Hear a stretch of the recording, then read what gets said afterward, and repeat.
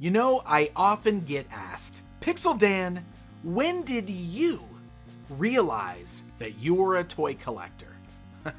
And while I still love many of the toys that I had when I was a kid, like He-Man and Ninja Turtles, the answer to when I realized I was a toy collector, well, it might surprise you. Star Wars. It was Star Wars. Okay, maybe that's not too surprising, because the reality is, Star Wars made a lot of us toy collectors. The original Kenner action figure line is so important it essentially laid the groundwork to action figures as we still know them today. So I thought it would be fun to take this opportunity to tell you guys about one specific figure that I consider to be very important to my personal toy collecting journey. Boba Fett. It's Boba Fett.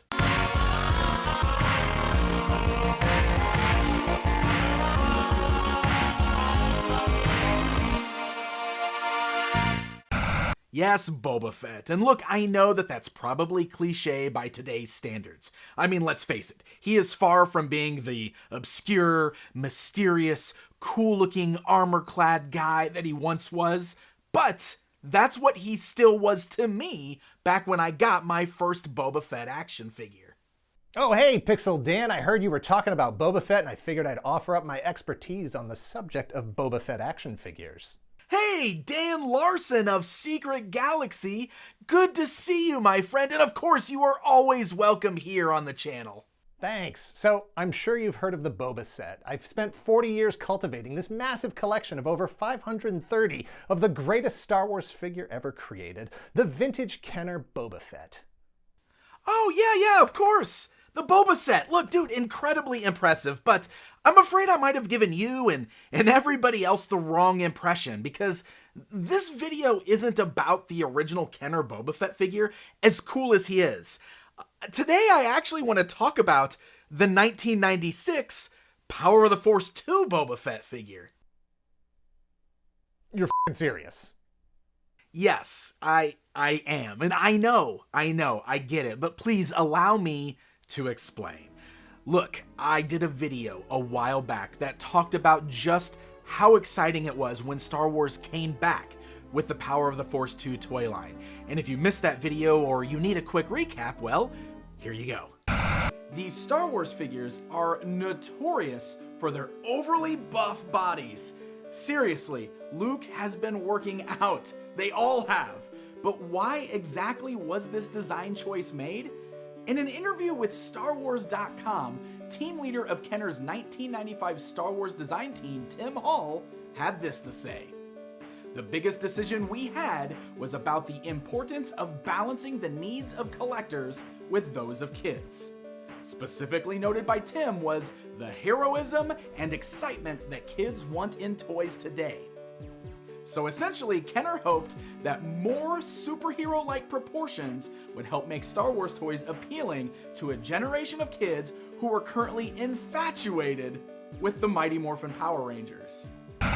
Look, I know that we now all look back on these figures as being comically buffed and overproduced, collecting dust at flea markets or sitting overpriced at antique stores, but I cannot stress enough just how exciting it was when this toy line launched.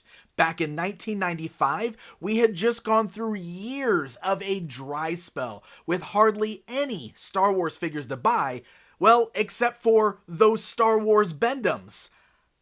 Hey Dan, say the thing. Trash compactor stuff. Exactly, man! I am so glad that you stopped by.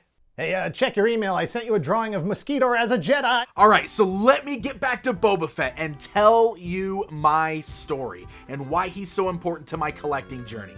You see, when this figure was released back in 1996, I was around 14 or 15 years old.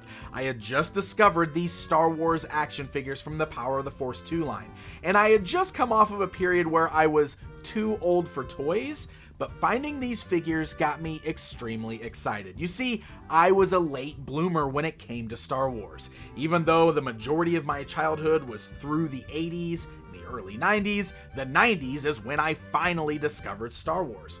So I missed out on the original Kenner run when I was a kid. And now that I was a Star Wars fan, finding these figures was so exciting to me. And after getting a few of them in my toy collection, which by the way, first time I had a collection of toys and wasn't buying them to play with, well, there was one character that I wanted an action figure of very much. That being the mysterious bounty hunter, Boba Fett. He didn't have a lot of screen time, he had really cool looking armor. That mystery is what made him exciting, and I wanted a Boba Fett figure.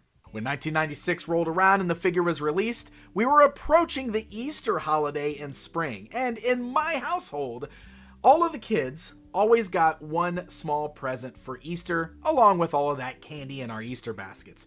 And I remember worrying I wasn't going to get a toy because I'm too old for that. But I figured I would try my luck, and I made sure that everybody knew how bad I wanted a Boba Fett action figure. And to my delight, on Easter morning, I got my Power of the Force 2 Boba Fett action figure. Now, as a brand new toy collector, as somebody who was too old for toys, when I collected this line, I collected it mint on card. Yes, I did not open these figures. In fact, if I did want one to open, guess what? I had to buy a second one. So my Boba Fett action figure stayed in his packaging and he hung on the wall in my bedroom alongside some of the other figures that I already had from the collection. Eventually, I did get myself a second one and I ripped it open, but this one stayed packaged. Now, in the late 90s, I was really into reading Star Wars magazines. I was excited because we just got the special editions in the theater, and I was really excited for the upcoming prequel trilogy. Star Wars Insider was my go-to, but I also specifically remember picking up this Boba Fett special issue, which had all kinds of great information about the character, some of his expanded universe adventures, and as I'm flipping through, there's also an interview with Jeremy Bulloch, the actor who portrayed Boba Fett in the original trilogy. This is the man behind the helmet, and suddenly I have now learned his name. As a young kid, looking at these magazines, seeing how exciting the fandom was, I knew that one day I wanted to meet Jeremy Bulloch, and I wanted him to autograph my Boba Fett action figure. It was sort of one of the very first goals I ever set for myself as a fan. So now we are going to fast forward a bit to the year 2002. I am 20 years old, I am out on my own, and Star Wars Celebration 2 is taking place in Indianapolis, Indiana, which is close enough for me to travel to. Now, I am somebody at this point who has never attended a large convention of any kind. It's just something that I read about in the magazines. It's something that I was seeing photos of from the internet, and I really wanted to be part of this. I wanted to attend my very first fan convention. So, on the very limited budget that I had as a 20-year-old, I saved up enough money, I drove to Indianapolis, and I attended Star Wars Celebration 2. This was my first convention visit of any kind, and it changed my world. I couldn't believe the panels talking about Star Wars, being around all these fans who like the same thing as me, and the dealer floor, walking around the dealer floor, buying Star Wars toys, my first real toy hunt at a convention. This was world-changing for me, and to top it off, I brought along that same Boba Fett action figure still on the card that I received in 1996. And I met Jeremy Bulloch. I paid the money for an autograph ticket, and there I am for the first time ever doing anything like this in my life, nervously standing in a line to meet Jeremy Bulloch. I actually have a few photos that are badly taken of me standing in front of his table and getting him to autograph my action figure. It was one of those moments that I felt so accomplished, and it felt so special to me, because this is something that I said I was going to do all the way back when I was still a teenager, reading those magazines, knowing that one day I was going to get myself to a convention. I was gonna meet the man behind the mask, and I was gonna get him to autograph one of my absolute favorite action figures that I had ever received up to that point, and I made it happen.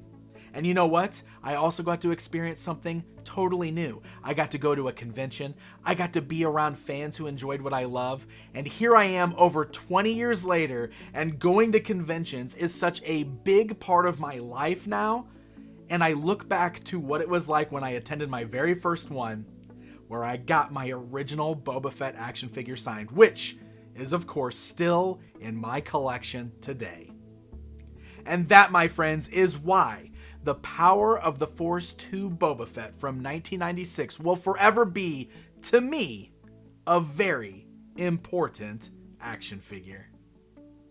Hey guys, thank you so much for watching this video. I hope you enjoyed this little bit of story time. I thought this was a fun story to tell, something I've actually wanted to talk about for a very long time. So tell me, what figures are very important to you? What has helped change your collecting journey, or what is something that has brought a lot of memories? Feel free to sound off down in the comments. It doesn't matter what toy it is or from what toy line. If it's important to you, that is all that matters.